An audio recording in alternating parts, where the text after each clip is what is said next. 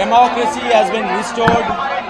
Democracy is about accountability, about answerability, and that the young of this country, who are the future, they have been able to restore it. The government that used to say till now for 12 years that no resignations happen here, that is the government that called us for talks and had to accept the demands of the youth. I think it's a major victory, and please remember that the youth of this country is withdrawing from this agitation. However, please stop the manner in which you govern by doing Hindu-Muslim politics, anti-Muslim politics, anti-Christian politics. Please work for the progress of every community, including the student community. Only then will you have people's trust. This is just the trailer. This is just the beginning of what is a larger movement which will seek to restore basic governance and will work for the people of this country. We are going nowhere. This is only the beginning.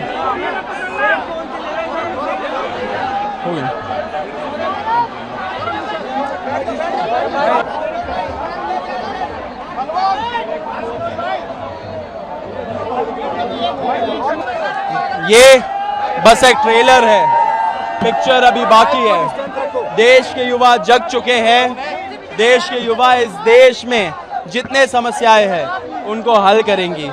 हम as a party, as a movement, इस obviously ये खत्म नहीं हो रहा है। अब हम लोग देश भर जाएंगे, युवाओं की बात सुनेंगे।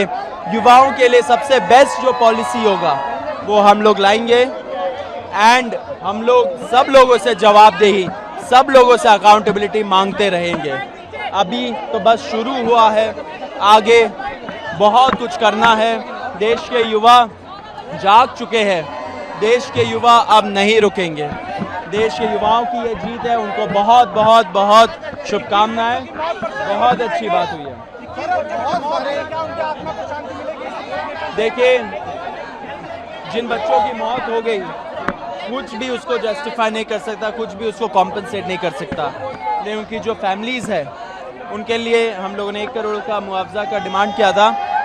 सरकार ने एक ऑनरेबल कॉम्पनसेशन पे एग्री किया है, तो एटलीस्ट उससे फैमिलीज़ को रिलीफ मिले, ये हमारा प्रयास है। क्या चीज़ का?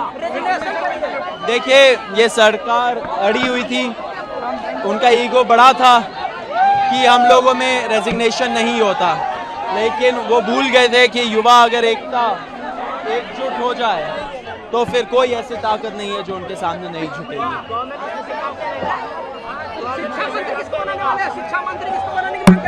देखिए, धर्मेंद्र प्रधान का इस्तीफा तो फर्स्ट स्टेप था।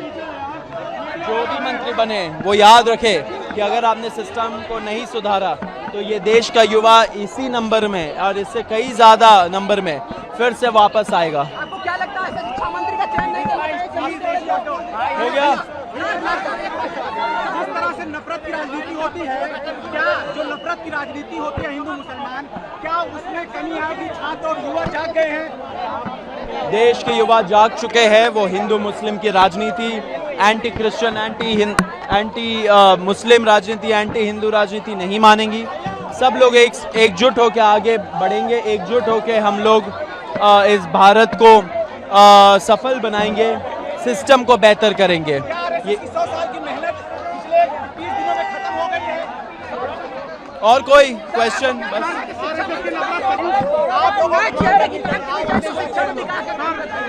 देखिए, अश्विनी क्या करना है? उधर पुलिस वालों ने मारा है। जिन पुलिस वालों ने ऐसे लोगों को मारा है, पीटा है, सर फोड़ा है,